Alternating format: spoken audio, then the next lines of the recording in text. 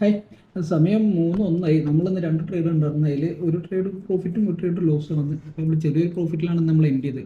First entry എന്തായിരുന്നു വെച്ച് കഴിഞ്ഞാൽ മോർണിംഗിൽ തന്നെ ഫസ്റ്റ് ഒരു വലിയൊരു റേഞ്ച് ആയിരുന്നല്ലോ, ഏകദേശം 80 പോയിൻ്റ് അടുത്തുണ്ടായിരുന്നു ഇന്നത്തെ ഫസ്റ്റ് റേഞ്ച്.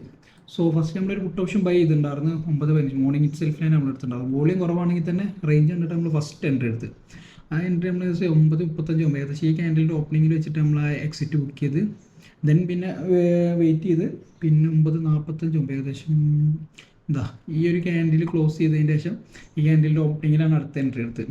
അത് നമ്മൾ ഈ ഒരു ഡൗണിൽ 10:30 ഈ ഒരു ഇത് കണ്ടില്ലേ, എന്താ പറയുക, പെട്ടെന്ന് സഡൻ ഫോൾ ഉണ്ടാവും, അതിലാണ് നമ്മൾ എക്സിറ്റ് ചെയ്ത് 40 പോയിൻ്റ് ഏകദേശം നമുക്ക് ആ ഓപ്ഷനിൽ കിട്ടി. ദെൻ പിന്നെ മാർക്കറ്റ് കുറച്ച് നേരം കൺസോൾട്ടേറ്റ് ചെയ്ത് വീണ്ടും താഴെ വന്ന് വേറെ കുഴപ്പങ്ങളൊന്നുമില്ല.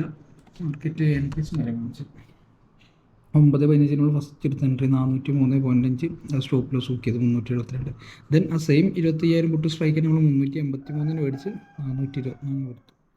പി ആൻഡ് വരുന്നത് 2 ലോസും കൂടി സെറ്റ് ഓഫ് ആയിട്ട്, ഓക്കെ, ലോസും പ്രോഫിറ്റും കൂടി സെറ്റ് ഓഫ് ആയിട്ട്. പിന്നെ ഓളിയൊക്കെ കുറവ് തന്നെയായിരുന്നു കേട്ടോ മോർണിംഗിലൊക്കെ. മാർക്കറ്റ് ഓപ്പൺ ആയതും നിലത്തെ റേഞ്ചിൽ തന്നെയായിരുന്നു. പിന്നെ നമ്മൾ ആ ഒരു 4 ദിവസത്തെ ഒരു റേഞ്ചിൻ്റെ ഒക്കെ ലോവർ സൈഡിലായിട്ട് ഇപ്പോൾ മാർക്കറ്റ് എന്താ പറയുക ട്രേഡ് ചെയ്തുകൊണ്ടിരിക്കുന്നു. ഇപ്പോൾ ഇവിടുന്ന് ഒരു ഫോളൊക്കെ വന്നു കഴിഞ്ഞാൽ ചിലപ്പോൾ നമുക്കൊരു ഫർദർ മൂവ് പ്രതീക്ഷിക്കാം. ഇപ്പോൾ ഇന്നലെ മിഞ്ഞാന്ന് കഴിച്ച് ചെറിയ ചെറിയ റേഞ്ചിലല്ല മാർക്കറ്റ് മൂവ് ചെയ്യുന്നത്. ഫോളോ ആയി കഴിഞ്ഞാൽ ആ ഒരു കഴിഞ്ഞ തേഴ്സ്ഡേയുടെ ലോ വരെയൊക്കെ നമുക്ക് പ്രതീക്ഷിക്കാം.